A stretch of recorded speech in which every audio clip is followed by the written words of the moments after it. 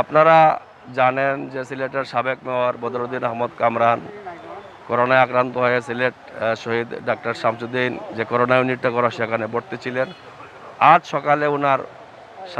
শারীরিক অবস্থাটা একটু অবনতির দিকে গেলে ওনার পরিবারের পক্ষ থেকে আমাদের সিলেটের কৃতি সন্তান মাননীয় পররাষ্ট্রমন্ত্রী ডক্টর এ কে আব্দুল মোমেনের সাথে যোগাযোগ করা হয় এবং সেই যোগাযোগ হওয়ার পরে মাননীয় পররাষ্ট্রমন্ত্রী উনি ঢাকায় বিভিন্ন জেনার সাথে যোগাযোগ করেছেন এবং এয়ার অ্যাম্বুলেন্স যাতে ওনাকে ঢাকা সিলেট থেকে ঢাকায় নিয়ে যাওয়া হয় বেটার ট্রিটমেন্টের জন্য সেই সুযোগটুকু উনি করে দিয়েছেন। সেজন্য আমরা সিলেট আওয়ামী লীগের পক্ষ থেকে ওনাকে ডক্টর এ কে আব্দুল মোমেন সাহেবকে আমরা কৃতজ্ঞতা প্রকাশ করছি এবং সেই সাথে সাথে আমরা সকলেই দোয়া করি যেন বদরুদ্দিন আহমদ কামরান সুস্থ হয়ে উনি আমাদের সিলেটের বাসীর মধ্যে আবার মাঝে মাঝে ফিরে আসেন, এই কামনাটুকু আজকে করি। ফ্যামিলির ওনার ছেলে, আমি যতটুকু জানি ওনার ছেলে ডাক্তার আরমান আহমদ ওনার সাথেই থাকবে।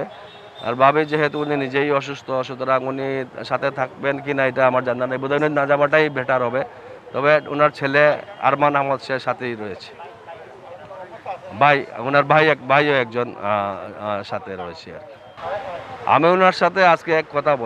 বলেছি মানে এখানে আসার পর যখন ঢাকা চলে যাবেন ওনার সাথে আলাপ করেছি, উনি ভালো আছেন, সুস্থই আছেন এবং মনোবল আমাকে যেটুকু মনে হয়েছে ওনার ঠিকই রয়েছে এবং আমার কাছে উনি বলেছেন আবার দোয়া করবেন যেন আমরা আবার একসাথে ফিরে এসে রাজনৈতিক কর্মকাণ্ড আমরা পরিচালনা করতে পারি, সেই সাথে সিলেটবাসীর কাছে উনি দোয়া চেয়েছেন। মাননীয় প্রধানমন্ত্রীর তড়িৎ সিদ্ধান্তে আমরা আমাদের বাবাকে সিলেট থেকে নিয়ে যেতে পারছি এবং আমার বাবার বড় সন্তান হিসেবে এই পবিত্র মাটির মানুষ হিসেবে এই সিলেটের মাটি ও মানুষের সাথে আমার বাবার দীর্ঘদিনের সম্পর্ক, আমরা পরিবারের পক্ষ থেকে এই দুঃসময়ে সিলেটবাসীর কাছে, দেশবাসীর কাছে আমার বাবার দ্রুত সুস্থতার জন্য দোয়া চাচ্ছি।